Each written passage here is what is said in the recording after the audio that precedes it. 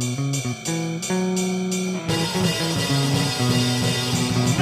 fandom is our stick, but sometimes we throw bricks.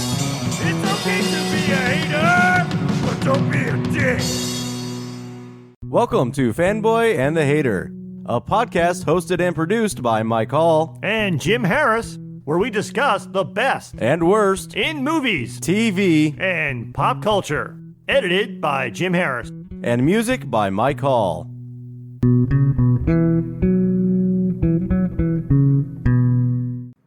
Jim, you know I hate reading, right? Very much so.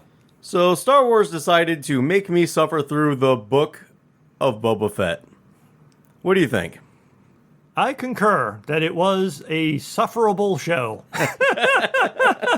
Although, actually, to take a step back, as I even said in the second, when we talked about the second season of The Mandalorian, I had no problem with Boba Fett being a character in that show, but I was immediately confused when they announced and then teased with like the post-credit scene in that there was going to be a spin-off show, The Book of Boba Fett.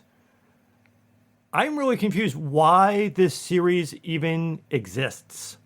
And to be honest, I hadn't really planned to watch it. I only watched it for two reasons. One, you were watching it and you were telling me that it was not interesting at all. Mm-hmm. And then secondly, I heard that two characters show up in episode 6 that I thought, well, maybe at least that will be interesting. And that made me watch the show. To be honest, I almost fell asleep multiple times while trying to watch this series. Mm-hmm. I've only watched it once. Yeah, same. Yeah, and that's telling right there. If Mike has only watched it once, especially when it was something that we're podcasting about and something Star Wars, and you only watched this once. And I have no interest in watching it again. That's another thing. Yeah, again, not even for the podcast, not for enjoyment. Is this the first Star Wars thing that you don't want to rewatch? Yeah, I think so, actually. You also didn't enjoy The Bad Batch, though. But that it wasn't, and I didn't rewatch that either. Okay. But I would. Oh yeah, like we actually just before we started. You mentioned a couple things about Bad Batch. I'm like, oh, I didn't really remember that. Maybe I should go back and watch it again. Yeah, I watched all of The Bad Batch. I didn't particularly enjoy it, but this show makes The Bad Batch look great. Yeah. I might actually, at some point, rewatch The Bad Batch because I like animation. I will not rewatch this. Again, you're also talking to someone, for people who have listened to our previous episodes, I've also only watched each season of The Mandalorian one time. Although, the second season of The Mandalorian, I did rewatch select episodes because I wanted to see a couple of the cool scenes. But generally speaking, I have not been rewatching this stuff. But I think it is telling that Mike only watched. Maybe, is it because the word book is in the title? Yeah, that's 100% it. If it was the video of Boba Fett. The video blog of Boba Fett. That actually might have been more interesting than the show if it was the whole thing was just Boba Fett video blogging. Not gonna lie, I kind of want that to be the name of this episode. The video blog of Boba Fett.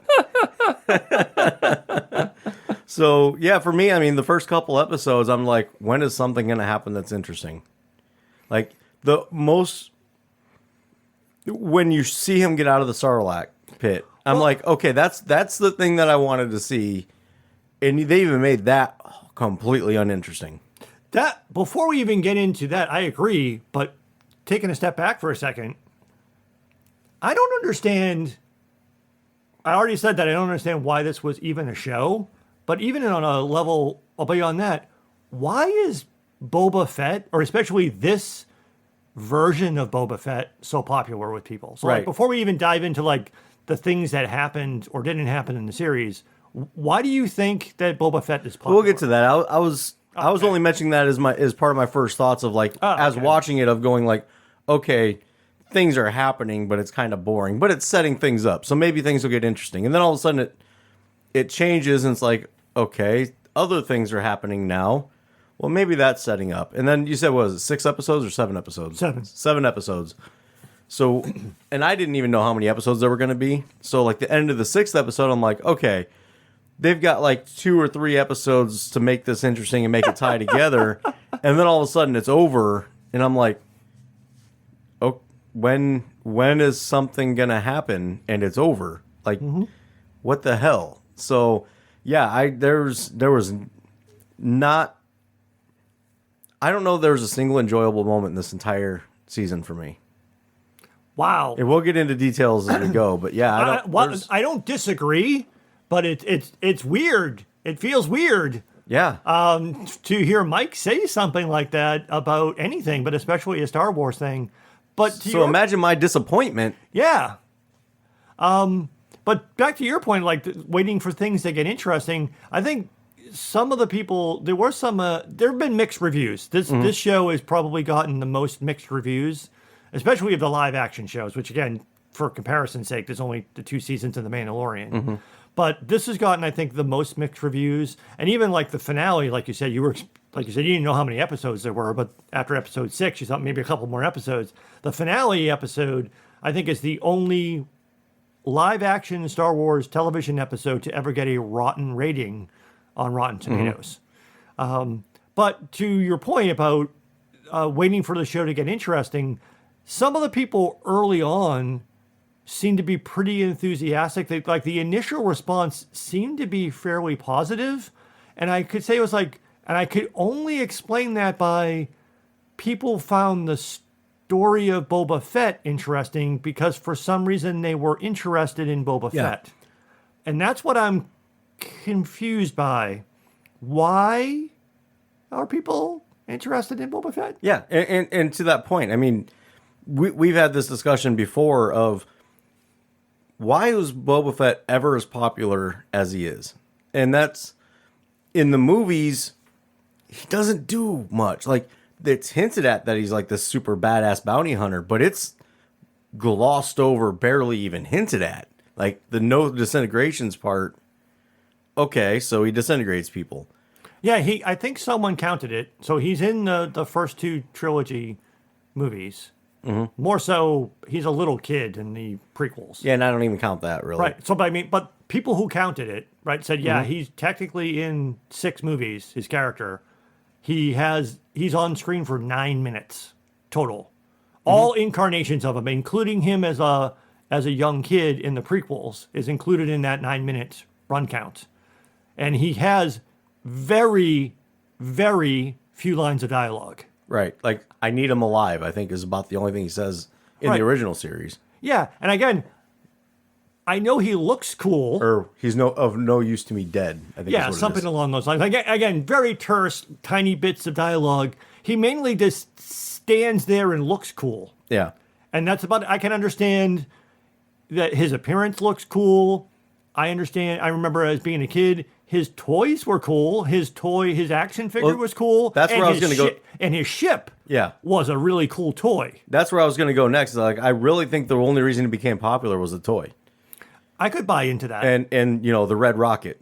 Not that one. The toy Red Rocket. Yeah. I know which one you meant. I'm old enough to remember there was like a big recall done because the original Boba Fett action figure, you could shoot the rocket and it became a choking hazard. Which changed toys. Which changed toys, yeah. So like some kid, it was a tragic story. I don't think the kid died, but some kid choked on the red rocket shot from Boba Fett's pack. So they had to change that action figure and toys in general, choking hazards for small pieces. Yeah. So that was the other thing I remembered the toy for, so the action figure. But to be honest, I thought the ship was cooler. I loved the ship. The ship was one of my favorite toys to play with. I didn't really care too much for the action figure, but the ship was cool. And then the prequel series made the ship even cooler.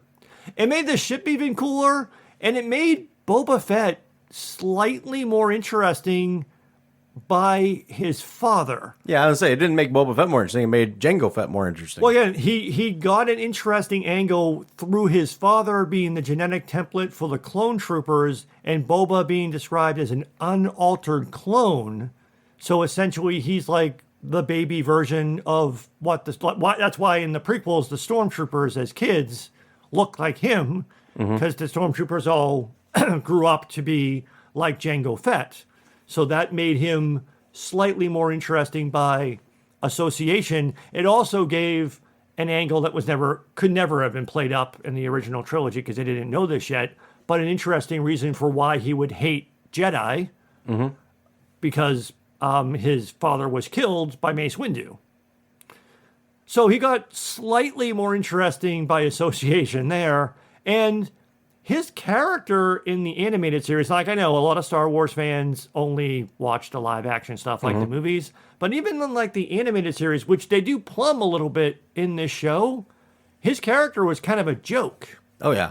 He was just a little punk kid playing bounty hunter, and he was always made fun of for that. Right. And that comes back around again. We'll get to that later.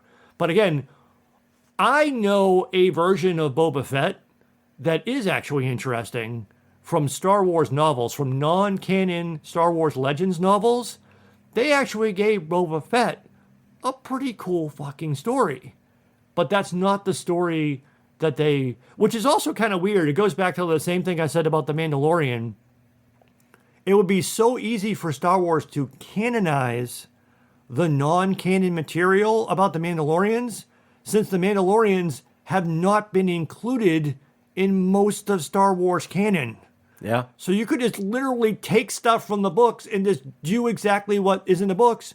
The people who didn't read the books wouldn't know. You don't have to make something up new, and it would never contradict something in the movies because they're not in the movies. And the fans that like the book Boba Fett or the book Mandalorians would be super excited. He's like, oh, I get to actually see the thing that I loved. Exactly. But instead, we got this, again, the version of Boba Fett that was in the second season of The Mandalorian was actually interesting. And as I said back when we recorded our episode on the second season of The Mandalorian, I joked, I really believe, whether or not there's any truth in this, I have no idea. I never read an interview about it. But I really believe that Jon Favreau put Boba Fett in the show to shut people up. Because like I had said back when we did the first season of The Mandalorian, when Pedro Pascal, who plays Din Djarin, who plays the title character of The Mandalorian, he thought that that's who he was playing. Because he saw the poster and it's like, oh yeah, I'm playing Boba Fett. No, you're playing The Mandalorian. But that guy looks like Boba Fett. Yes, it's Boba Fett in a shinier outfit, but it's not Boba Fett. So I joked that Jon Favreau was like, you guys want fucking Boba Fett? Fine, I'll fucking put Boba Fett in the show. And I thought it was just going to be like a joke stunt casting thing. And then I was a little surprised that they made him a fuller character, but I didn't have a problem with it. But I was greatly confused by his own spin-off show. Yeah. But to your point, you often say, Jim, wait, you haven't seen it yet. Maybe they're going to do something really fucking cool. You don't know. And I was like, yeah, you're right. Maybe it's going to be something cool. I was wrong. You were wrong. Yeah. But they could have, though. Yeah. So this character is beloved. And in Mandalorian, they made him a badass. The badass that we hinted at that he could have been. He was badass in Mandalorian. He was, yes. And then they made the show about him. They could have, with almost a blank slate. Like, you could do anything with this character. And they're like, you know what we're going to do with this character? We're going to have him sit on a bench and watch some birds. He doesn't do it. Like, he's just a little bitch throughout this entire show. Like, he does a couple of kind of cool things, but not really. Yeah, it's like, we got sometimes in Star Wars and other things, we kind of, I myself, complained about why after 2 seasons, have we learned so incredibly little about Din Djarin, the title character of The Mandalorian? Where's the character development? Where's the backstory, right? In Boba Fett, they gave us some stuff that, technically we never knew. How did he get out of the Sarlacc pit? Where did he go after? How did he get to where we met him in The Mandalorian Season 2. They showed us some of that. It was just completely uninteresting, though. What was the cool thing that he did to get out of the Sarlacc pit? Oh, he lit a match. And then just climbed out. Oh, okay. Well, what did he do after that? Oh, he just sat in the sand for a while. Got captured by the Sand People. Yeah. Oh, what did he, he got captured by the Sand People. How did he figure that out? Oh, he just hung out with them for a while. Okay. Well, then how did he get his armor back? He just stole it from somebody. Like, where's the badass? Where's the cool thing? Where is the character that people wanted to see? Yeah, exactly. They went out of their way to, at least they showed what we assumed. Like back in season 1 of The Mandalorian, Fennec Shand is apparently left for dead on Tatooine, which again, as both of us said during that episode, it was the only episode that neither one of us liked because it seemed like they went to Tatooine for no good reason other than to just go to Tatooine. But Fennec Shand, an interesting character, left for dead, a mysterious figure is standing over her. We don't find out until the second season of The Mandalorian that must have been Boba Fett. Boba Fett, hey, we'll show you the thing that we didn't show you. And it was boring. Yeah. Oh, how did he save her? Oh, he picked her up and gave her some robot parts. Yeah. Okay, well then how did he become friends with her? Oh, she just stayed. Because she felt that she owed him because he saved her life. Which is the same thing that they told us in the second season of The Mandalorian when Din was like, so you're with him now? It's like, well, I owe him because he saved my life. But again, it's like, so they gave us a bit more of what we could have already inferred. Yeah.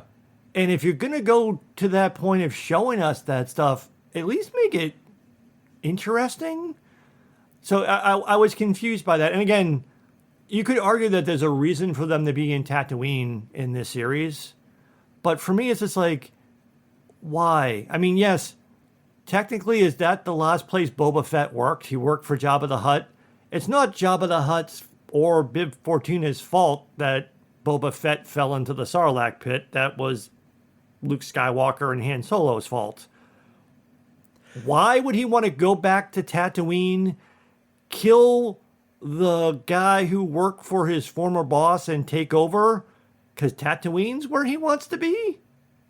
Why? Well, they did kind of explain that. Okay. So they said that, basically I guess they didn't really say it, but they inferred when he started to feel as, one with the Tusken Raiders, as, part of a community, he started to realize how much better it is to live as a community than to be on your own. And he started to realize, in being middle management, more or less, of the Tusken Raiders, it's better to be the boss. So he wanted a community, and he wanted to be the boss of the community. But then the end of the series, he's like, I don't really want it anymore. Here, have it. Where is the cool character? Yeah, exactly. There were, like you had said earlier, there are very few badass moments. Again, even going back and showing us how he learned how to fight so well with the staff weapon that he used like a mega badass in The Mandalorian. Why? It didn't, he's already badass with the weapon. Why do we need to go back to a time when he's not badass with the weapon? And again, yeah, he did a couple of things fighting wise, but yeah, it wasn't very interesting. It also, as a side tangent, and again, Fennec Shand actually pushes back against this pretty much throughout the entire series, but I couldn't help but remember one of your criticisms that got brought up during our discussion of the Suicide Squad movie is, why does there seem to be these rules of movie making and TV shows where the protagonist of the story has to be a good guy? Which we said something similar about the Mandalorians. Din Djarin is a contract killer. Not a straight up murderer. He's a contract killer and a bounty hunter. He's not a good dude. They make him take a virtuous turn by taking care of Grogu. But for Boba Fett, why does he want to be? I want to be a good gangsta. I want to take over the crime syndicate that was run by Jabba the Hutt, but I'm going to be a nice guy. People are going to like me.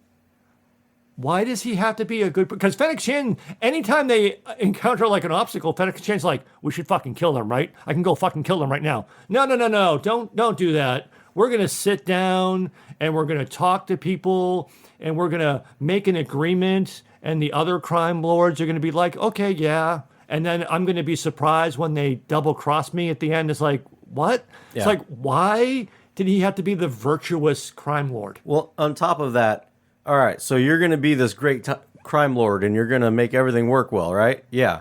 All right, how are you going to do that? Well, I'm going to get all the other crime lords to follow me. How are you going to do that? By getting rid of Spice. Oh, you mean their entire profit margin? Right. The entire reason that the crime syndicates exist. Mm-hmm. Yeah, I'm going to get rid of that, and then they're all going to follow me and everything's going to be better. And we're going to make a ton of money. How? Off what? Oh, criminal things. You mean Spice? No. Criminal things, but not Spice, because Spice is bad.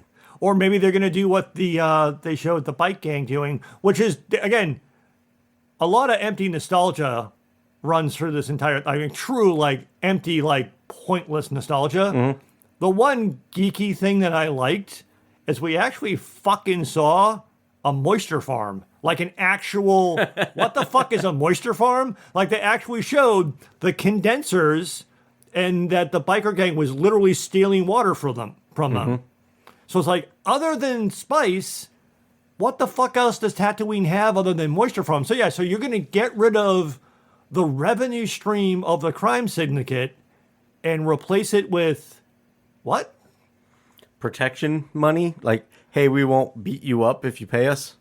Right. That's going to be enough to have this like huge crime syndicate? Yeah, probably not. So it's funny you bring up the empty nostalgia, and I really like there was a meme at one point that I saw like 2 or 3 episodes in where it's 2 little kids playing with Star Wars toys, and the caption was Dave Filoni and Jon Favreau making the Book of Boba Fett. And really, I mean, that's all it is. They're just like playing with the toys and in an absolutely nonsensical, childish way. Mm-hmm. And it's unfortunate because it could have been great. So, yeah, I mean, the character was popular for unknown reasons. Some people, I mean, it was mysterious. The books made him popular because they took this mysterious character, gave him a great backstory, gave him, made him a badass, and then we get to see him in live action, and he's limp. I mean, he backslid. He was a badass in the second season of The Mandalorian, and he backslid into not being that, and without any real explanation. So let's stop beating on Boba for a second. What's the story about? Like, what the whole season? What's it about? He wants to take over for Jabba the Hutt, and he does. And then gives it away.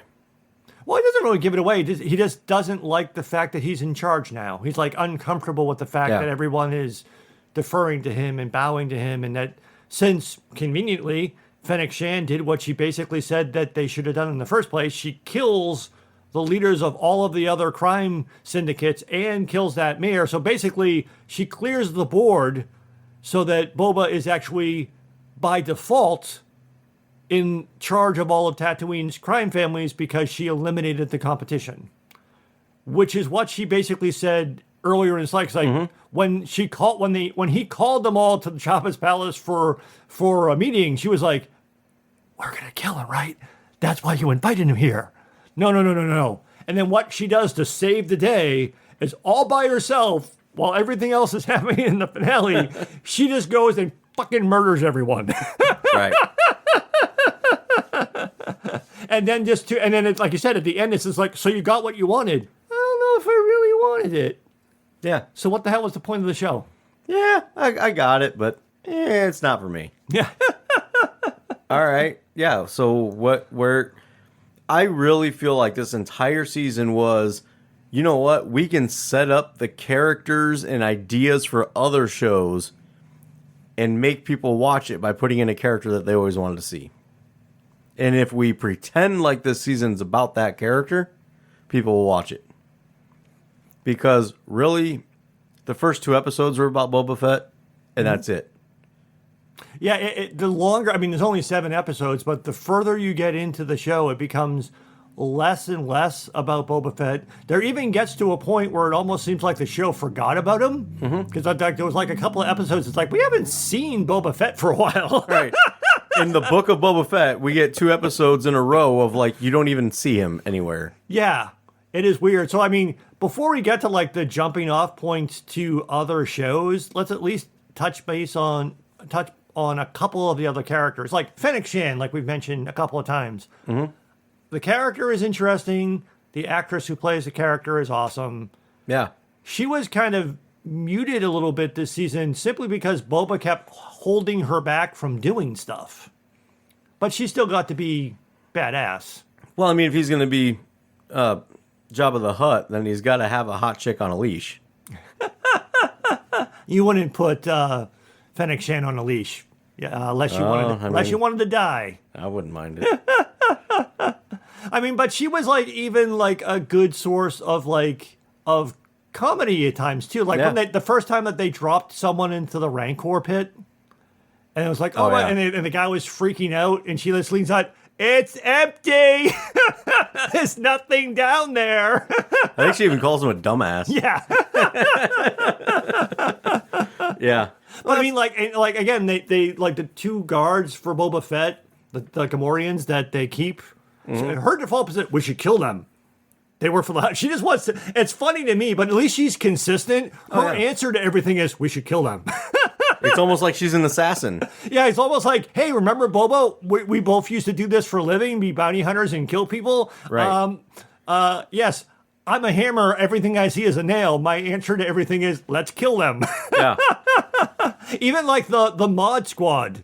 That's what I call them, the mod squad. Some people call them the Power Rangers because they had the very colorful Vespa, the Star Wars equivalent of a Vespa moped.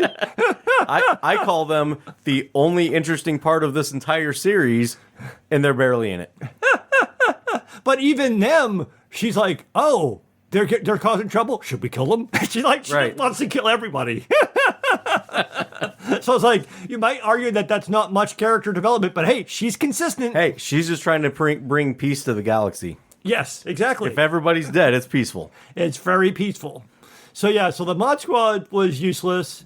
You had mentioned before we started recording, I didn't know that he actually had a basis in the books, but the Wookiee character is actually... Black Chrysanthemum. Yeah, Chrysanthemum. Okay. So yeah, he was... At least in the comic books that I've read, he's fairly popular in there because he's just such a badass. Of like, he was a very well-known gladiator and like just won all the time, who became a bounty hunter. Like after the gladiator pits were dissolved or something like that, he became a bounty hunter and started working in the bounty hunter groups just because he's such a badass. Like, everybody else is like, hey, I'm really skilled at this or that, and he's just coming in like, I'm just a badass. You can shoot at me. You can try to fight me. I come from gladiators. I'm going to win. And so it was really exciting. Like, that's another one. Like, he came on. I'm like, holy shit. Hell yeah. I can't wait to see this guy. And he's gone. Mm-hmm. And then he comes back. He's like, oh, sweet. I get to see him. And, off screen, he was a badass. Cool. I wonder what happened in that part that would have been interesting to see. Oh, yeah, when he's basically jumped by, 50 guys, and we assume he's probably dead, but then he just comes... he comes limping back, and it's like, oh, how did that happen? Oh, he must have escaped the Sarlacc pit with the match. He comes limping back, and it looked like maybe even a costume problem, because it looked like his foot was falling off, because, the costume was falling apart, and he can't walk, but yet... moments later, he's running at a full sprint to get away from that droid. But so he seemed badass, and he had, for some reason, the, not brass knuckles, but laser knuckle thingies. Like a Wookiee needs something more to be more powerful. Gladiator pits, though. But yeah, because originally he worked for the Hutts, and they had a brief appearance. Again, empty nostalgia. People who look like Jabba, the Hutts, are trying to claim Jabba's territory. They pretend to be peaceful. They send... that Wookiee character to kill them. They stop him. And then again, same thing. Fennec Shand's like, we should kill him. When the Hutts is like, oh, we'll just let you have him. And Fennec's like, Should we kill him? No, let him go. And even the Hutts were like, yo, you can sell him back to the gladiators, maybe make a little bit of money off of him. We're out of here. But yeah, a wasted character in that. And then also, I know Wookiees are really badass, but part of the silliness of the finale episode, I mean, he got jumped by all those dudes. He got blasted multiple times. He got bashed around by that attack droidy thing. Oh, just stick him in the back of the tank. He'll be fine. Yeah. But in defense, like if you actually look at the previous Wookiee characters, like most of them were, I mean, they're big, but they're actually pretty thin. Okay. Like, you watch Chewbacca and he raises his arm and you just kind of see the hair dangling off, and it's actually a fairly thin arm. Yeah, he's really strong compared to most people. This dude's jacked. Like, you look at his calves. Huge. So, he's a Wookiee on steroids. And the good ones. So, yeah. I don't know. I was really cool with that character, except for, again, they didn't do much with him. Like, and that's my problem throughout this whole thing. Like, the story elements are there, but then they don't go anywhere. Right. The character elements are there, but they don't do anything with them. Like, the whole thing is just like, hey, here's some cool things we could do. We might do them later. The only thing that came close to doing something, one of the other things, and we've mentioned this before too, that sometimes it's like Disney knows that a lot of people don't watch the animated series. So a lot of people are only fans or only watch the live action movies, and watching a live action Star Wars television show might be a bit of a stretch for people. But, and in part because it's Favreau and Filoni, it's not surprising that they keep mining characters from the animated shows, which if you never watched them, it would be new to you. Like having like the Pike Syndicate be the bad guys. If you never saw the animated series, you didn't know anything about them. And they just became kind of like the default or de facto bad guys. That wasn't anything great, but they did bring one of the most badass bounty hunters that has only been seen in the animated series up until this point into this show. And he at least got to do some badass thing. So we're talking about... Gee, I don't know who you mean, Jim. Whoever are you speaking of? I am speaking of Cad Bane, which a lot of people freaked out when they first saw him by excitement that, oh my God, he's actually in this. And again, he was a badass bounty hunter in the animated series for who, and they do allude to this in the finale, young Boba Fett, when he was a punk-ass kid, worked for his gang. And he actually kind of learned how to be a bounty hunter from Cad Bane. Yeah. So his first appearance was kind of badass because we had Cobb Vanth return, the sheriff from what they now call Freetown. The Mos Pelgo was what it was called before they renamed it Freetown. So he comes out and he tries to, Mando, which we'll get to as another character in a bit, went to him for help because that was the other funny thing is it's like, yeah, Boba Fett thinks he's going to basically take over Tatooine and stand up to the other crime lords and the Pike Syndicate with 2 or 3 people. So it's like, yeah, we need someone to help us. So Mando goes to see if the people of Freetown... We need some cannon fodder. Quick, get those free people. Exactly.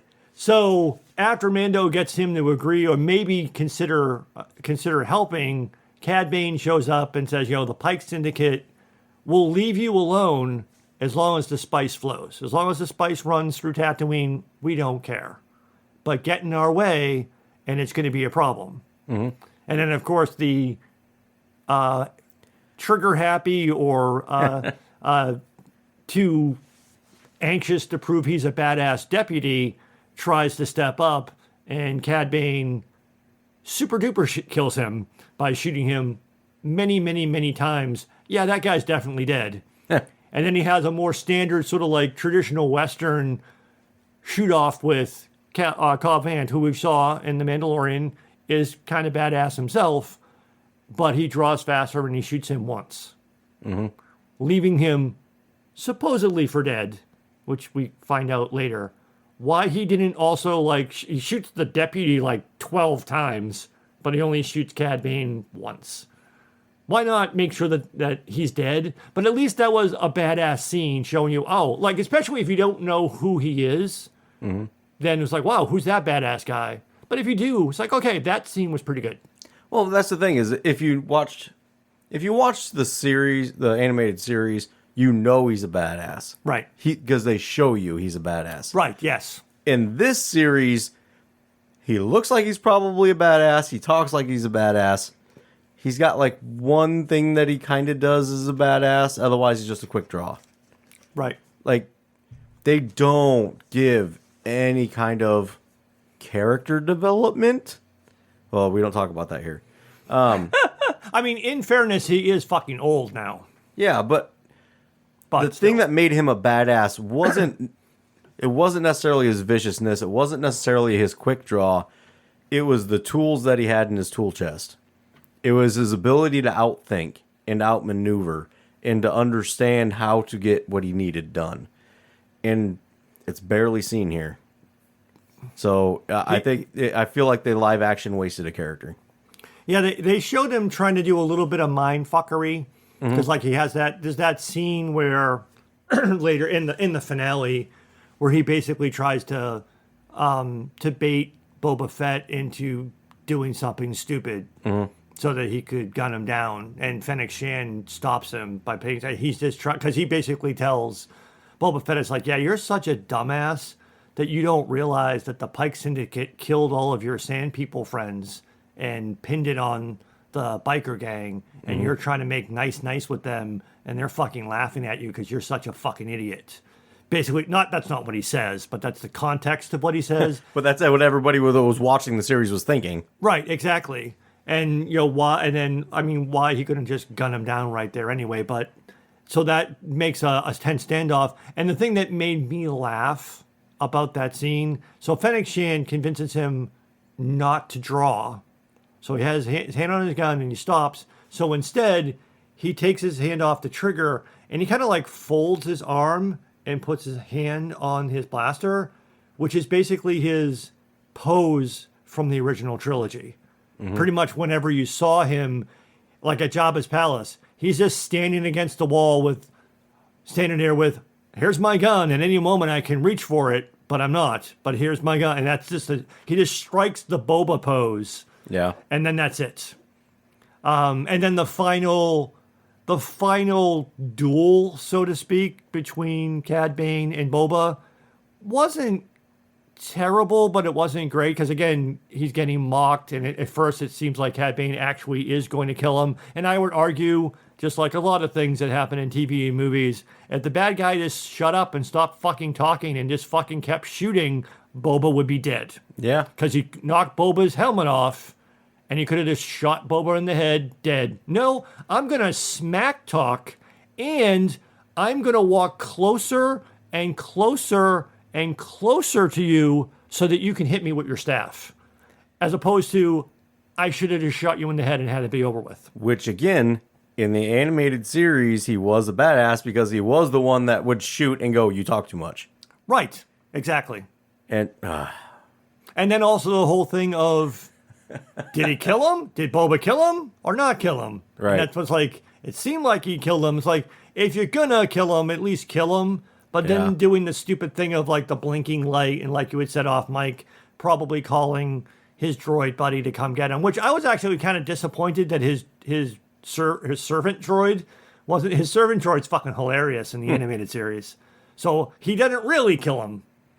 So far, almost. So Cad Bane, sorry, go ahead, was the only character that they kind of brought in for a fan servicey thing that almost kind of did something. Yeah.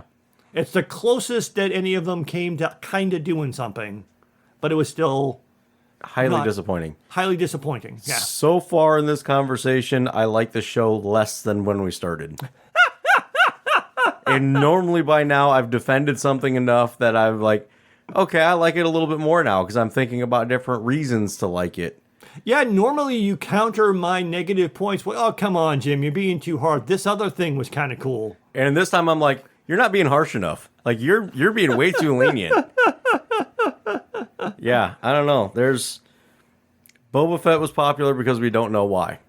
Right. The story of this doesn't exist. There is no actual through story. It's just setting up for other shit. Right. Which looks like it's going to be shit. They bring a bunch of cool characters in and ruin them.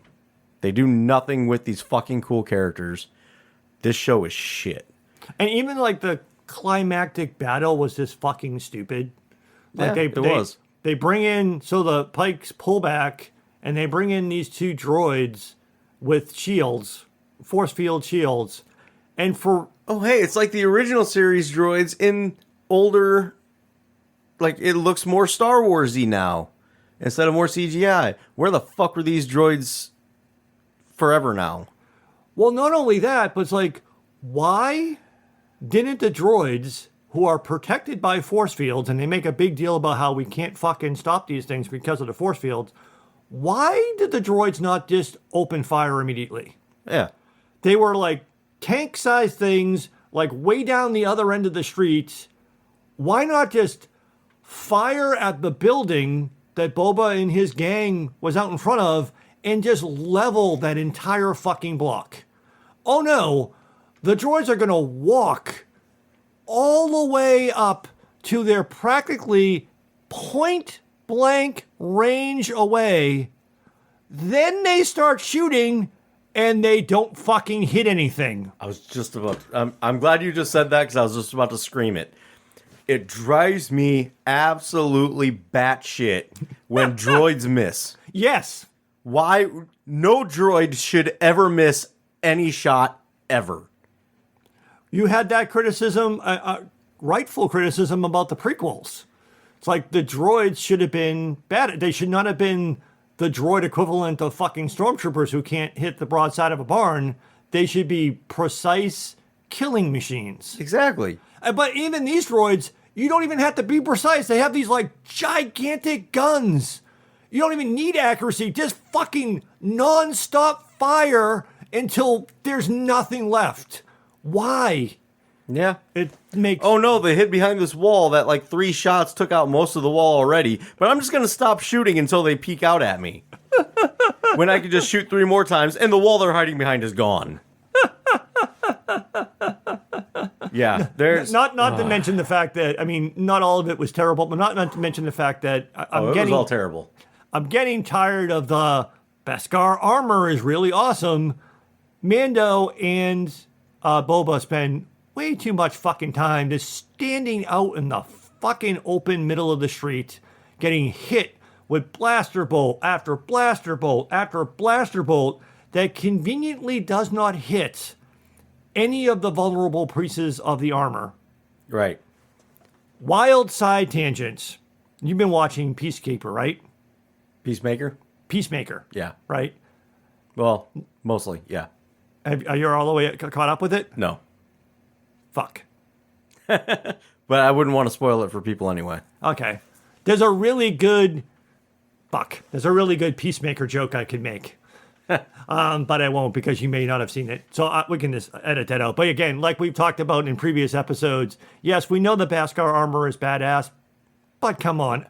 Something had to eventually hit a weak point or get through. Or maybe one of those large gaps where the armor isn't. Yeah, because again, otherwise they would not be able to fucking move their arms or legs. Right. There are... And then there's another part of it. Okay, it keeps hitting the armor. Why are they suddenly like, oh no, now I'm almost beaten because it keeps hitting this armor and doing absolutely nothing to me? Like it would...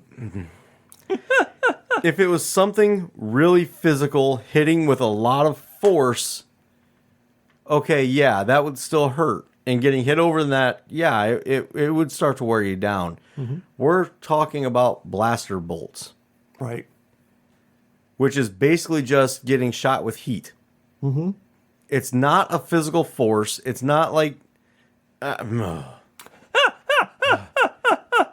It's weird being on this side of the conversation. It's usually me that is making all of these, like, exasperated noises. I can't even put it into words at this point.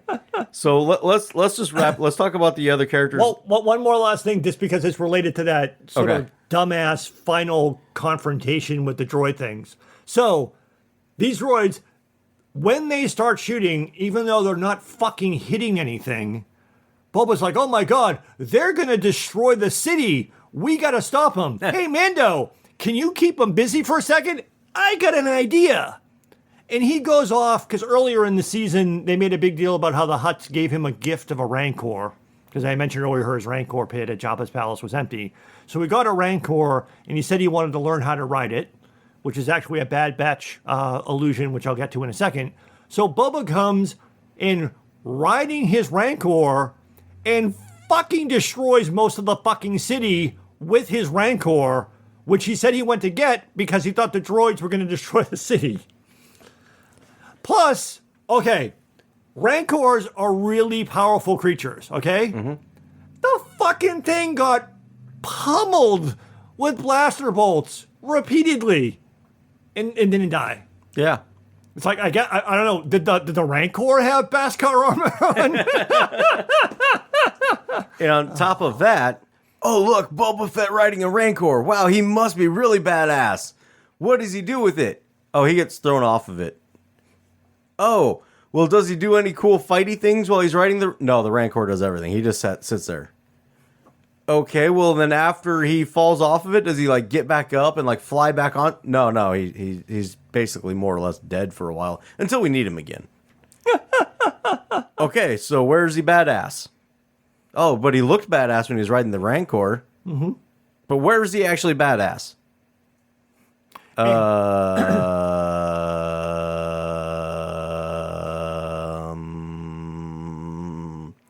Hey, remember Fennec Shand? She's cool. Well, first off, side tangent, which is dumb to say. A tangent is a side. Yeah, it's kind of... Yeah, tangents. The reason, in part, that he is riding a Rancor is an allusion to the Bad Batch. Because if people remember, again, this is one of those things like you saw the show, but you forgot because the show was mostly forgettable. Yeah. But in that show, the character Omega is actually Boba Fett's sister, who actually meets Fennec Shand in the Bad Batch. Fennec Shand knows that Omega is Boba Fett's sister. Kind of weird that she's not in this show. Maybe she will be in a potential second season. But in that show, the Bad Batch and Omega, who is basically a female clone of the same age as Boba Fett, because Boba Fett, they mentioned in that show, he was Alpha and she was Omega. Why she didn't go with her dad, we won't go into those boring plot details. But in the Bad Batch, they rescue a baby Rancor and Omega rides it. So it's like, hey, look, Boba rides Rancors just like his sister rides Rancors.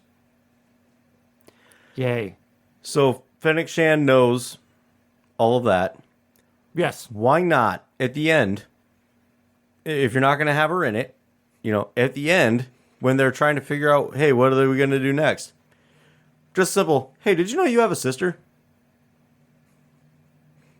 Or for that matter, I don't think this would have been any better or anything. You know what? The fucking Bad Batch could have been in the show. That could have been the army, like the people that they called. Right. We need help. We need people. Hey, what about your sister? I have a sister? Yeah, you have a sister. Hey, let me call her. And she has 4 adopted brothers who are ex-clone badass fucking motherfuckers. Yes. Dude, we actually made this show cool now. Oh, wait, it didn't fucking happen! Plus, also, it's like, just I'll talk about this later, too. It's like, where is the fucking obvious cross-promotion stuff? They're bringing in characters, like I said, allusions to things, like bringing Cad Bane in from the animated series, alluding to Omega riding the Rancor. Why not just go full-on with it and have a live-action version of the fucking Bad Batch and Boba's sister, who would be his age now, because they're the same fucking age, show up as, like you just said, we need backup. Fennec Shand's like, you're going to like who I'm going to call. Right? We've got just the people that can take care of this. Oh, plus, you're like a virtuous person now who like cares about people and shit, which I think is weird, Fennec Shand saying that, because I don't fucking get it. But you know what? You're basically, that's your sister. She loves everyone and doesn't want to kill anybody. She rides Rancors and she loves people. Hey, why don't we bring her in? You guys can be king and queen of Tatooine, I guess, because you're basically similar. That was kind of the other thing, too, is like... Did you just turn this into Game of Thrones? Kind of. Exactly. It's like they basically took... Weirdly, is like, if you want to try to explain it somewhat, why is Boba Fett like a kind of a good guy now? I don't know if they're trying to make it like, well, his sister had that good guy personality. Are they trying to make him like Omega? Again, would have made fucking sense if Omega was the one who came to and Boba Fett, like Fennec Shand, was like, let's fucking kill everybody. That's the only way fucking shit gets done. We fucking murder everybody. And Omega's the one who convinces him to try a different path. So, of course, Filoni listens to this. We have him on speed dial, yo. So now he's going to be like, oh, shit, I should have done that. Next season. Yeah. Next season. All right, so let's... We've been putting off our rants for the end. We started this before the recording saying, let's hold off our rants till the end. Let's try to talk about the other stuff first, because we don't want to go off all ranty. Yeah, so now let's get into the stuff that really pissed us off. Alrighty then. Okay. When the show became The Mandalorian Season 3 preview. Right? So, yeah, we had an entire episode just about The Mandalorian. Had nothing to do with Boba Fett whatsoever. And the whole thing was like, hey, let's build me a cool new ship. Because in the next season, we're going to have to explain why he has a cool new ship. Hey, let's just throw that into Book of Boba Fett. We're just throwing random shit in there anyway, so we might as well just throw that in there. Let's have that be half of the fucking episode is just them building a ship. Plus, let's we went into, we described earlier, they gave us unnecessary detail so that we could understand fucking everywhere Boba Fett has been and everything that Boba Fett has done, which was boring as fuck, but they showed us all of it. Yeah. Mando just shows up. You still have the Darksaber. What about Bo-Katan? Where have you been? Now you're just on like some bounty thing, and now you're back with the Armorer and the one other Mandalorian who survived basically dying for you to get away from that planet in season 1. And you don't have a ship. How did you get to wherever you are? What happens? Oh, we're not going to tell you any of that. We'll tell you all of the entire fucking travel itinerary of Boba Fett. We'll just have Mando show up completely fucking unexplained. And on top of that, Mando shows up with the armor and the one other guy that survived, and they're all like, hey, we're glad, that's what we do for each other. We're brothers. Oh, by the way, you're not a Mandalorian anymore. Leave. The only part of that a couple of things about that. I mean, I'm glad that the Armorer came back because I like the Armorer. I geeked out a little bit about the fact that the dude who challenges him to the duel is from Clan Vizsla, and like they said accurately, that's the clan that the Darksabers are. That's the Jedi who was also a Mandalorian, came from Clan Vizsla. He's like, that is my birthright, but I need to challenge you to a fight over it. Again, makes sense.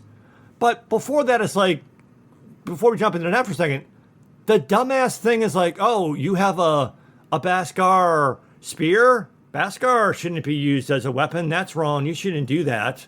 So I'll melt down an entire Beskar staff to make you a little, we don't see it until later, but make you a little chainmail fucking shirt for Grogu. It's like, okay. And then, challenge him for the Darksaber. Because we got a little bit of, again, a one-sided, Bo-Katan, she's a fucking stupid bitch. She deserves what she got. She's not a Mandalorian. She's a poser. She's a horrible disgrace. She thought she deserved the throne by blood right, and she was just given the Darksaber. She's fucking stupid. Okay, well, let's fight. You shouldn't have the Darksaber either, Din Djarin. Let's fight. And then he loses, the guy who challenged him loses the fight. So now, should we do something interesting? No.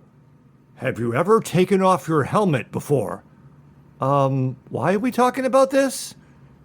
Yeah. Oh, well, fuck you. You're not a Mandalorian anymore. Wait, aren't I the leader of the Mandalorians at this point? Because I have the fucking Darksaber, which you just said, and I just beat the fucking guy who challenged me to try to take it away from me.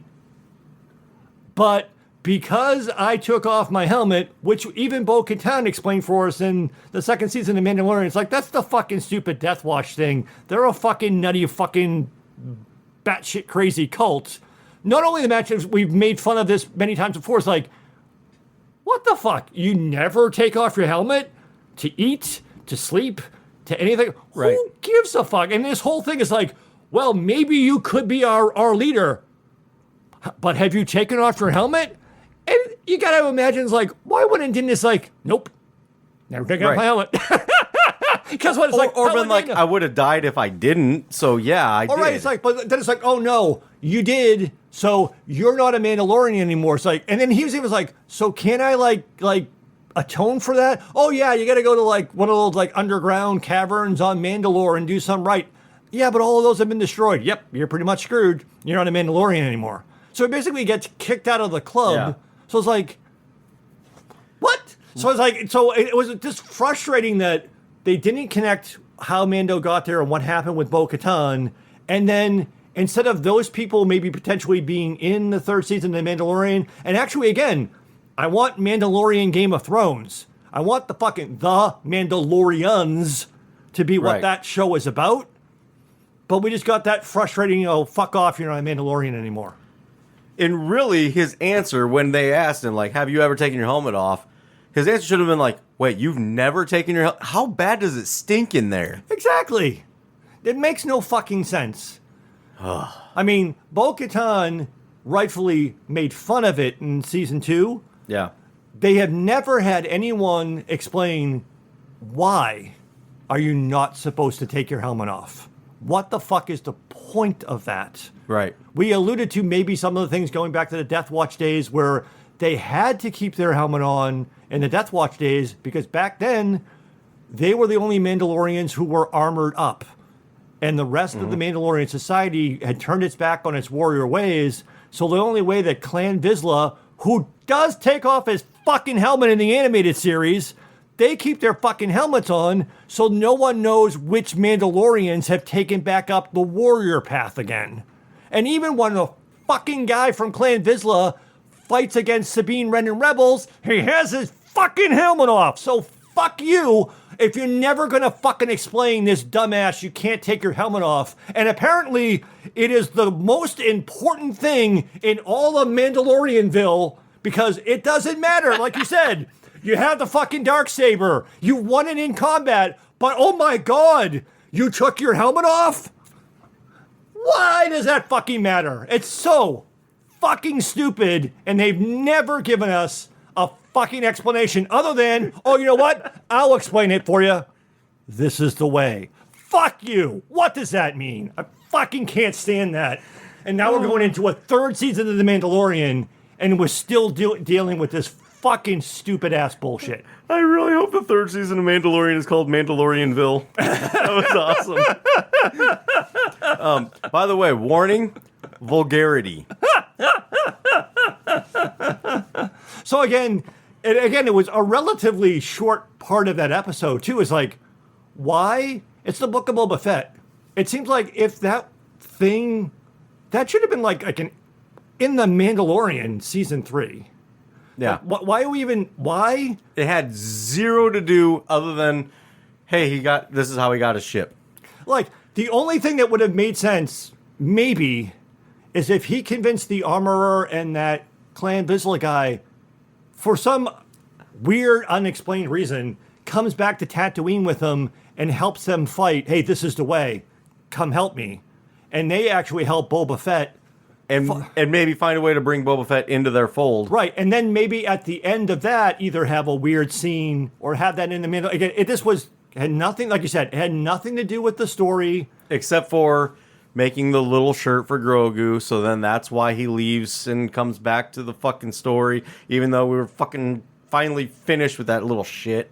Yeah, that's the other thing that just was so fucking annoying. As I've said, me, much more so than you, I have argued in the 2 seasons of The Mandalorian that the fucking show is ruined by Grogu because when he's on the show, he becomes what the whole fucking show is about. Yeah. Like I said, we've had 2 seasons of The Mandalorian, and every time Din Djarin has a chance to step up and maybe the story be about him, whoop!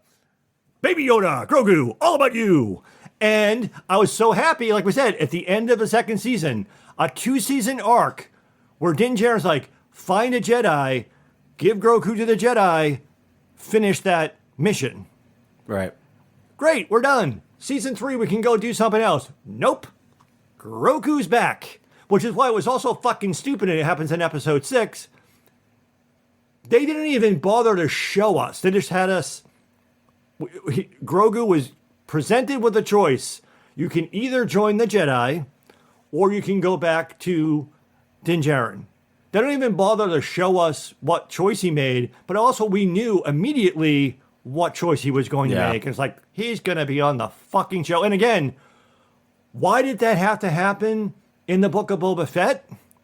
Because they wanted Grogu to come to Tatooine to put the Rancor to sleep with the Force so he could take a nap with it.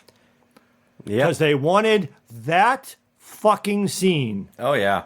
That's the only... Because otherwise it would be like, why couldn't it just have been at the end of the season, Din Djarin is contacted by Luke to go to that planet, and and to pick up Grogu because Grogu has decided to go. And again, the other thing that they do is like, well, Grogu decided not to stay with Luke. I jumped over him. We'll get to him in a second. So, shouldn't you go bring... If you're not going to contact Din Djarin to come get Grogu, shouldn't you at least bring Grogu back to Din Djarin?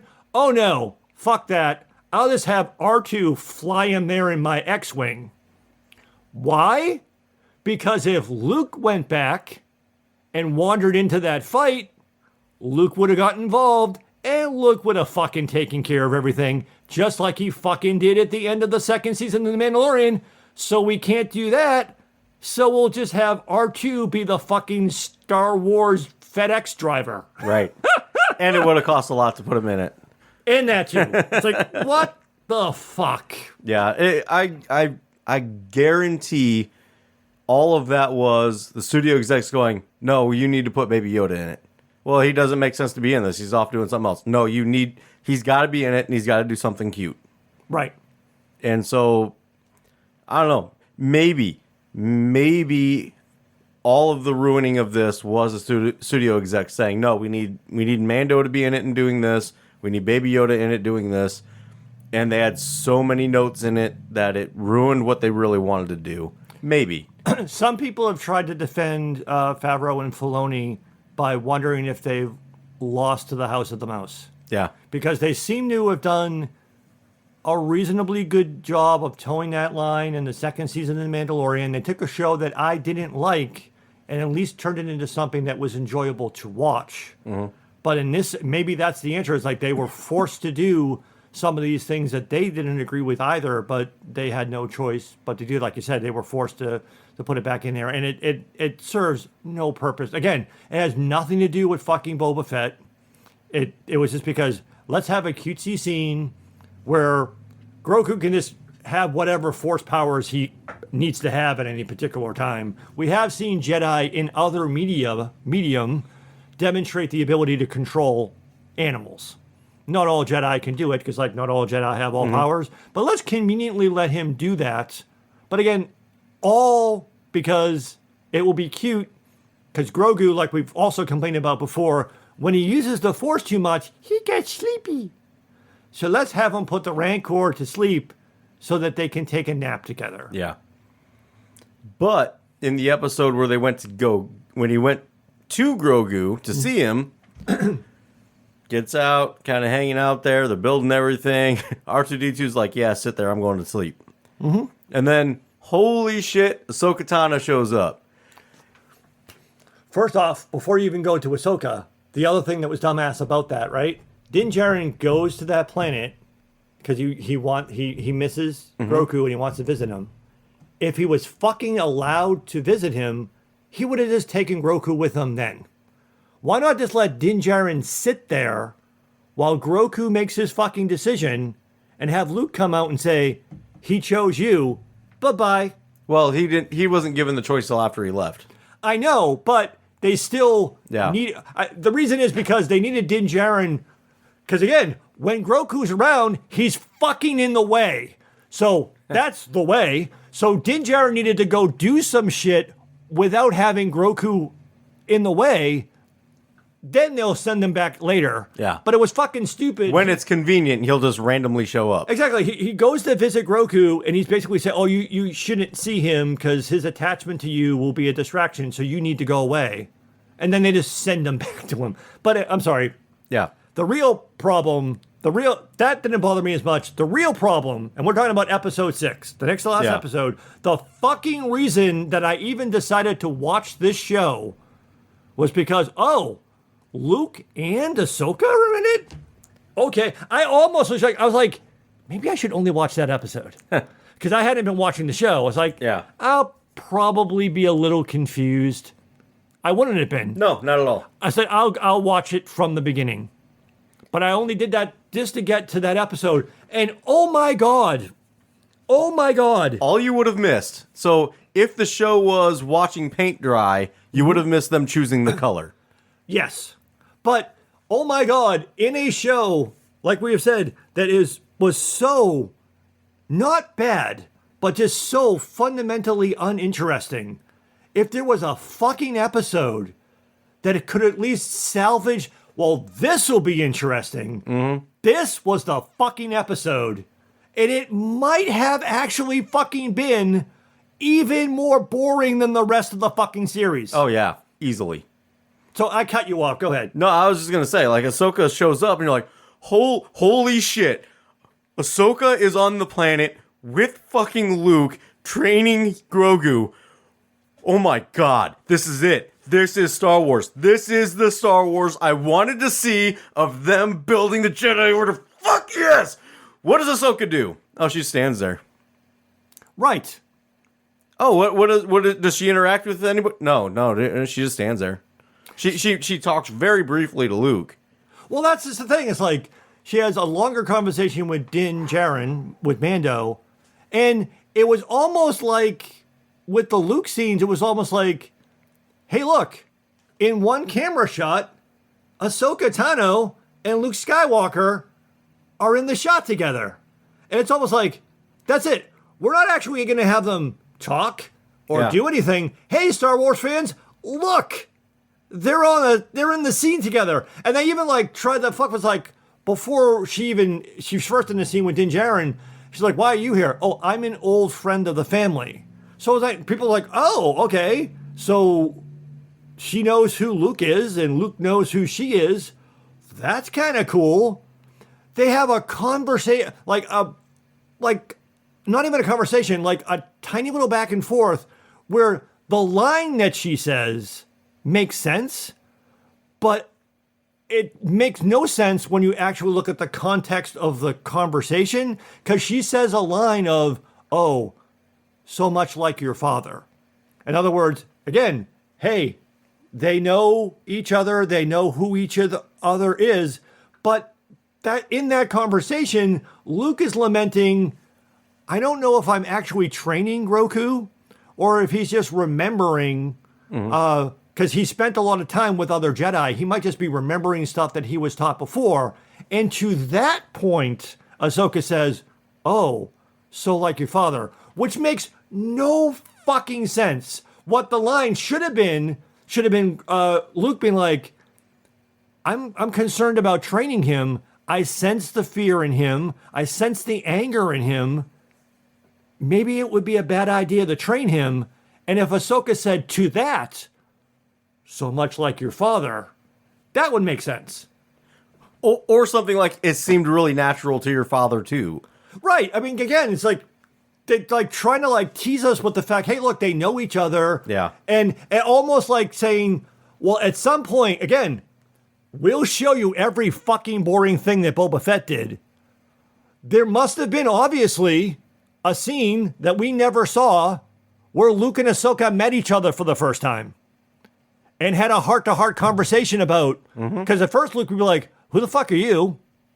Right? Oh, I was the Padawan to your father, Anakin Skywalker. I knew him before he was Darth Vader. And I have a long history with you that you may never have actually been told by anybody. Yeah. Who knows? That conversation that must have happened, we never see. And they don't even actually, and then even at the end of that, Ahsoka's leaving, and Luke's like, am I ever going to see you again? Perhaps. Fuck you. Fuck you. Either fucking put the characters together or don't fucking have them interact with each other at all. Right. That whole thing, so what? Ahsoka has her own series. Maybe Luke will be in it.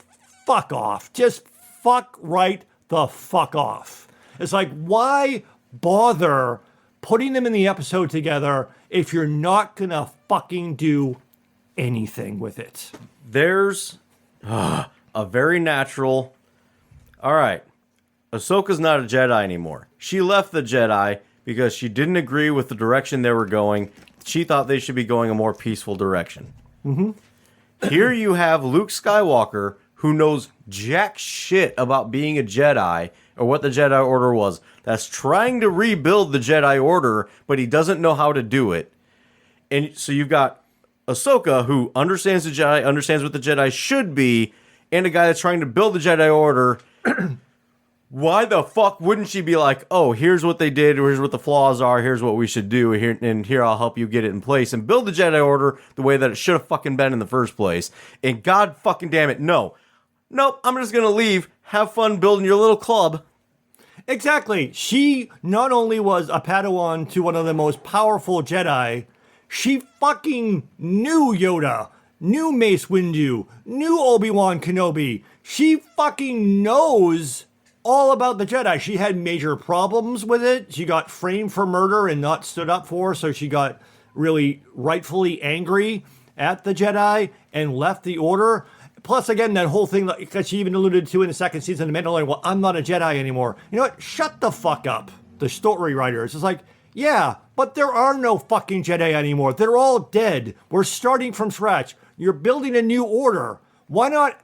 I'm sorry, again, the sequel trilogy fucks some stuff up. In my opinion, Ahsoka should be the Grand Master of the new Jedi Order, and Luke should be learning from her. Oh, yeah, of course. That makes sense. So, it has actually always bothered me how Luke went away in the original trilogy and then came back a Jedi Master somehow. Like, where did he learn that in between? Right. Like, was it the Force Ghosts teaching him? Like, what was it? Here was the perfect fucking opportunity to say that Ahsoka helped train him. Ahsoka helped show him the way.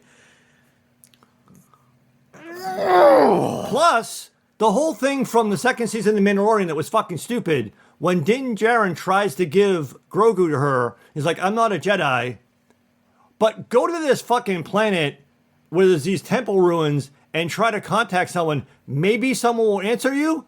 She fucking knows Luke. You just showed us that she fucking knows Luke. Why the fuck didn't she just said, oh yeah, this is guy Luke Skywalker that I know. You should take Grogu to him. Right. What? Here's his phone number. Right. And going a little bit off Sorry, of the space phone number. space phone number, his holo channel. But back to your point, in the original trilogy, Luke goes from barely trained at all to almost badass, ready to be a Jedi Knight. We don't see how. I argued at the end of the second season in The Mandalorian, it was a massive overcorrection of how much they made Luke a fucking punk ass whiny bitch. I quit and take my lightsaber home with me in the sequel trilogy. But he shows up only 5 years after the events of the Return of the Jedi in a fucking Vader level fucking badass moment, mowing through the Dark Troopers like they're fucking nothing. Right.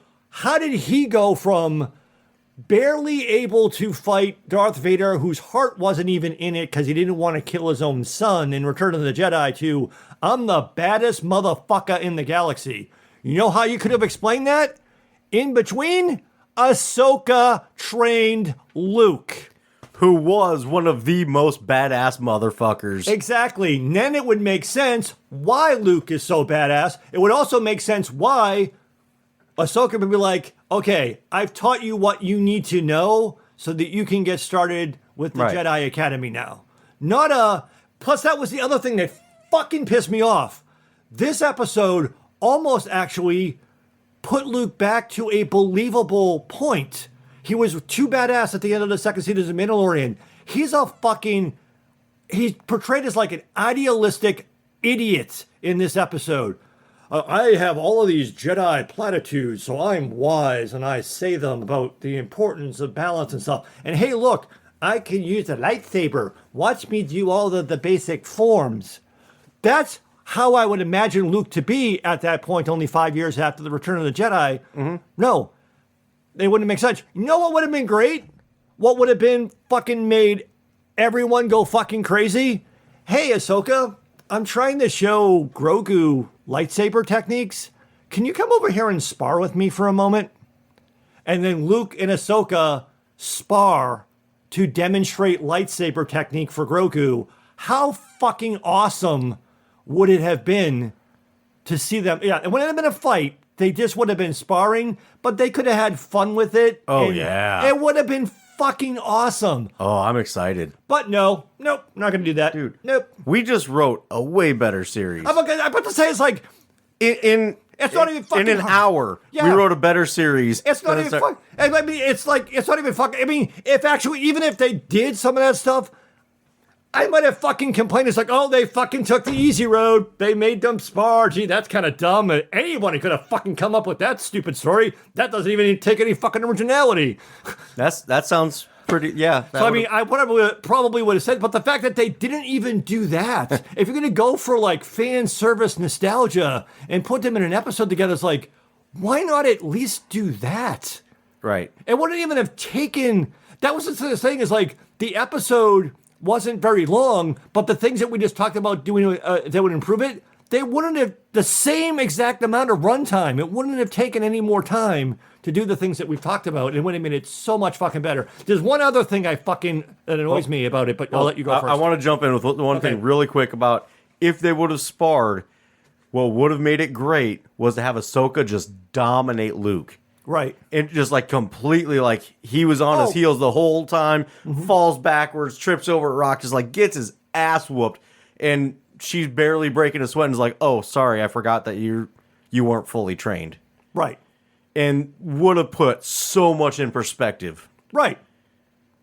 What could have been? What could have been and what should have been. And again, the other thing that fucking annoys me about all this, in the second season of The Mandalorian, it made sense, right? That Ahsoka was looking for Grand Admiral Thrawn. Now, again, if you haven't watched the animated series before The Mandalorian second season, you had no idea who the fuck Ahsoka Tano was anyway. But Star Wars nerds like us knew, if she's looking for Grand Admiral Thrawn, then she's looking for Ezra Bridger, which is actually the last place we saw her at the end of the Rebels television series when they fast-forwarded through to the end of the original trilogy. Because Ezra Bridger makes a sacrifice to take Grand Admiral Thrawn off the board to help the rebellion, and at the end of the Rebels series, she goes and gets Sabine Wren, the Mandalorian that ran with that crew, and said, it's time now, we have to go find Ezra. So we already knew that was the quest that they were on. Again, for people who are listening, again, who didn't see the Rebels animated series, Ezra Bridger is a Jedi Padawan who is being trained by one of the Jedi Padawans who survived Order 66. So he was a kind of sort of Jedi, and he came into his own in the Rebels animated series. It was kind of pretty badass in his own right, but he was still young. Mm-hmm. So she's going to find Ezra. Luke, they were saying that Grogu would be Luke's first student. Luke needs people who are force powerful and who know the Jedi arts.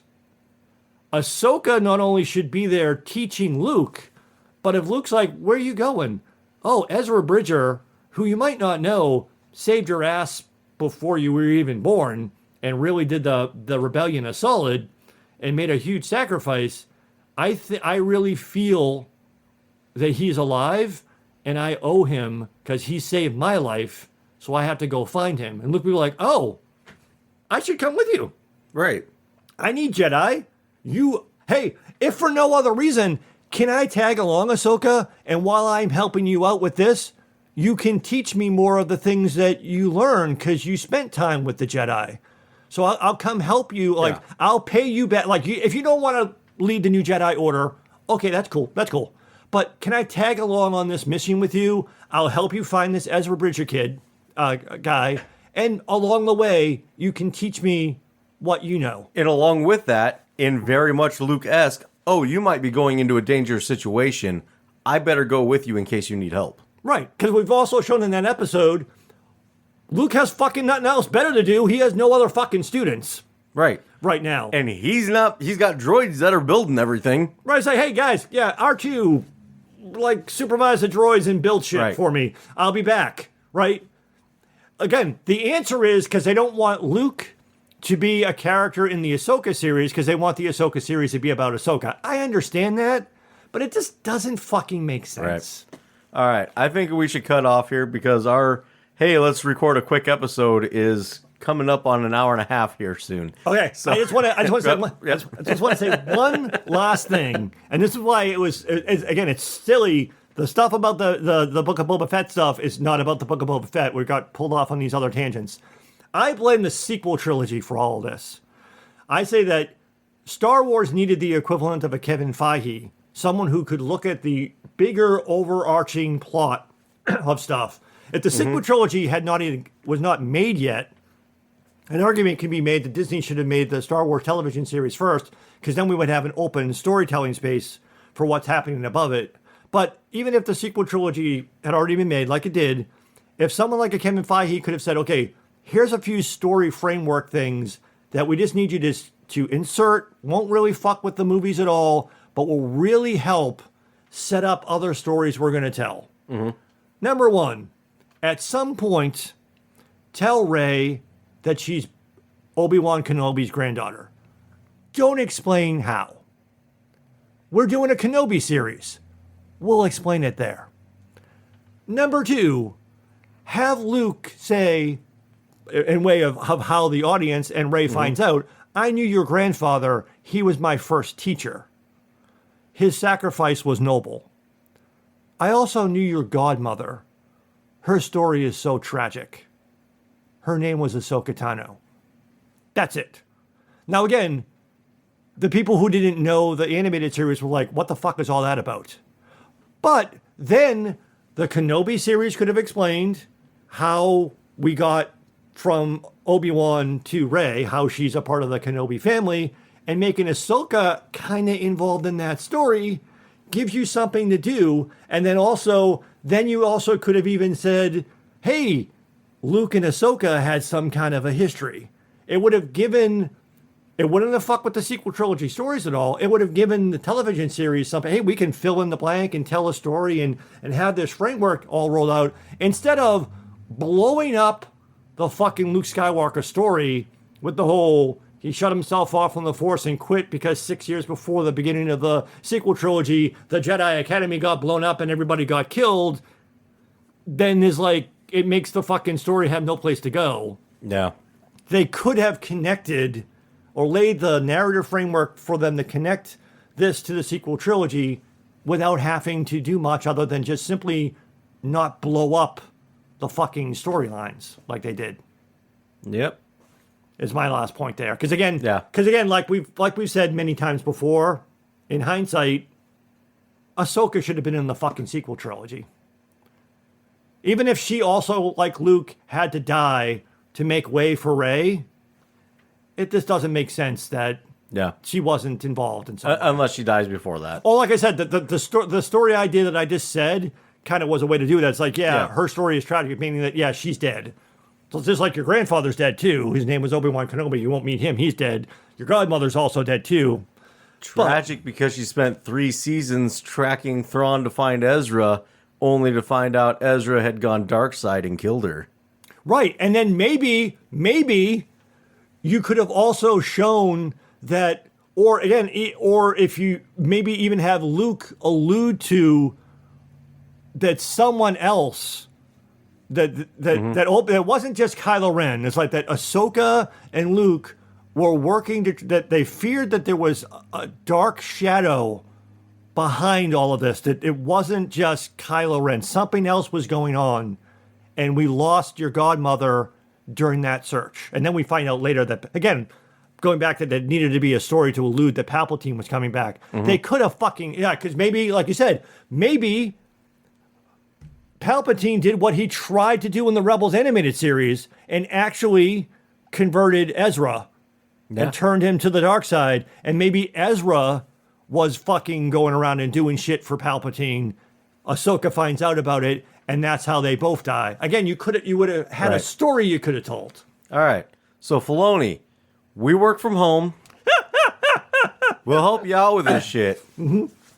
So yeah, let's go ahead and wrap this guy up. Okay, you have a metaphorical rating, right? Yes, I do. You want to go first? No, or you want me can go first. I think yours is probably better. All right. So my rating is League of Extraordinary Bounty Hunters. So the movie League of Extraordinary Gentlemen, I have always maintained has all of the framework to be great. It's got all the characters needed to be great, and it just biffed.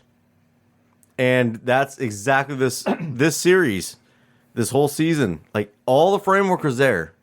All the characters were there. All the pieces were there. And instead of building the Lego set, they just made a house. and they just kind of put all the toys in the house and went, oh, look, cool. See those toys? It's like, hey, that Lego set was supposed to be like the whole fucking Death Star. You made a house. Yeah, but it's a cool house. It's just a house. Yeah, but look at all the characters that are in it. If you'd have built the fucking Death Star, the characters could have done shit. Now they're just stuffed in a house. They're having tea. What the fuck?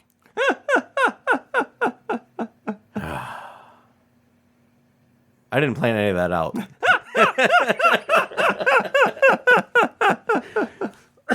That's good. I can't disagree. Somewhat similar. My metaphorical rating is The Boring Book of Forgettable Fett. Again, this show was, it's almost amazing that it was so completely uninteresting, and it's making me revisit a question that we've asked before. It's like, if you say you're a fan of Star Wars, do you have to watch everything? And I'm starting to slowly come to the realization that I think I'm going to not, because I'm really not enjoying most of the Disney ownership of Star Wars. And I mean, this was even more disappointing than The Bad Batch and even more unrewatchable than The Bad Batch. But not only was this boring, I only alluded to it earlier and I won't go into any detail. The reason I call it The Boring Book of Forgettable Fett is not only was this show boring, but the way that they have characterized Boba Fett is the most forgettable version of him. I know a version of the character from the expanded universe, Legends novels, the non-canon material that is so much better than what was portrayed in the series. And unfortunately, because of what they're doing with The Mandalorian and other reasons I won't get into, they simply can't do that version of him. Why they had to create this completely forgettable version of him, I don't understand. Like we said off the top, I don't really understand the appeal of Boba Fett in general. I definitely don't understand the appeal of this version of Boba Fett. So I will end with, to what you said about if you're a fan of Star Wars, do you have to watch these? Yeah. I'm actually starting to go to the point of I'm watching these as a fan, starting to wonder if I'm a fan anymore. Like, maybe I don't like Star Wars. I mean, you have said in past episodes, again, talking around The Mandalorian, you have said that give me all the Star Wars. If it's Star Wars, I'll consume it. Like you would even said that you might even be more in the target audience than I am because I'm the super duper nerd who has read everything except for the comic books. I've read literally probably 50 Star Wars Legends novels. I'm super duper nerdy. And that's why a lot of the stuff, like I said, I know a version of his character that annoys me. You have said that, yeah, you've watched all of the live action stuff, you've watched the animation, you've seen some of the comic books, but you think that they're giving you the stuff that you want to see because, again, you would say it many times, give me all of the Star Wars. Yeah. This is the first time I've ever heard you say, maybe I don't want all the Star Wars. Yeah, and maybe it's because this isn't Star Wars. It is Star Wars, but no, it's unmistakably Star Wars, but it's like uninteresting. It's almost like a satire referencing Star Wars.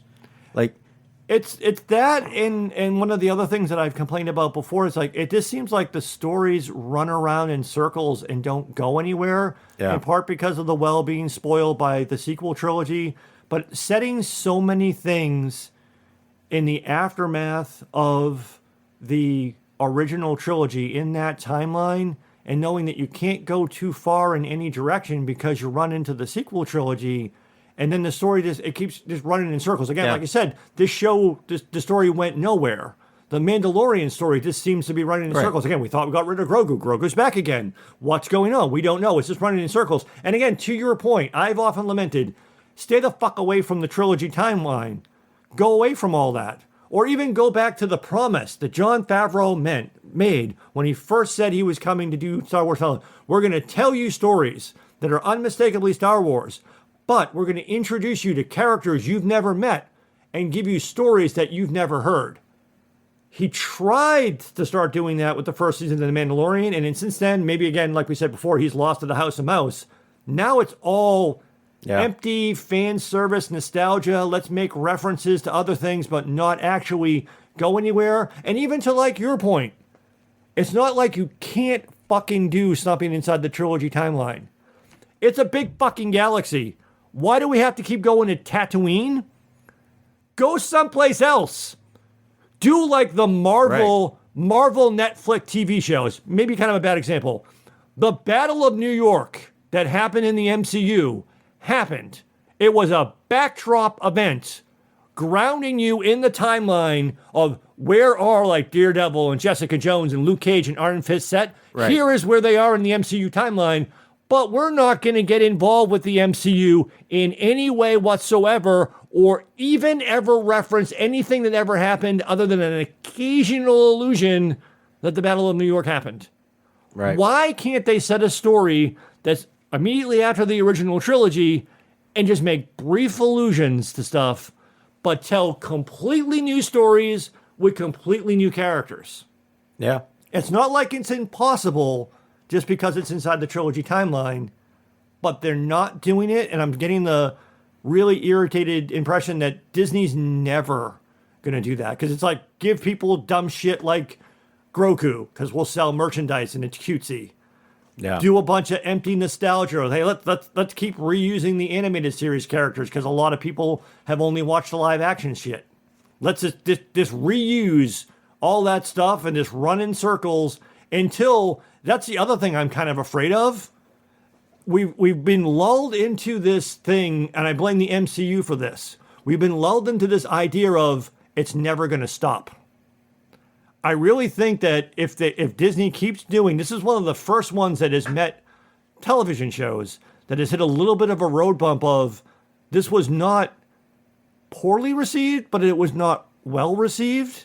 And it has definitely the poorest reviews of anything Disney has done on live action, at least. Again, there's not much to compare it to. I can see a point where Disney's like, you know what? Let's just stop doing that Star Wars thing. Yeah. And at this point, I almost wish they would. So, in summary, newer Star Wars, not great, can't stop, won't stop. Thank you for listening to Fanboy and the Hater. We really appreciate it and would love to hear your feedback. Give us a rating, write a review. Reach out to us on Twitter at Fanboy and Hater. Email us at thefanboyandthehater@gmail.com. You can find all of our episodes on our website, fanboyandhater.podbean.com. That's PODBEAN. where you can download the free Podbean mobile app for Android and iOS. You can also find us on all major podcast platforms, including Apple Podcasts, Google Podcasts, Stitcher, Spotify, iHeartRadio, and many more. Once again, thanks for listening to The Fanboy and the Hater.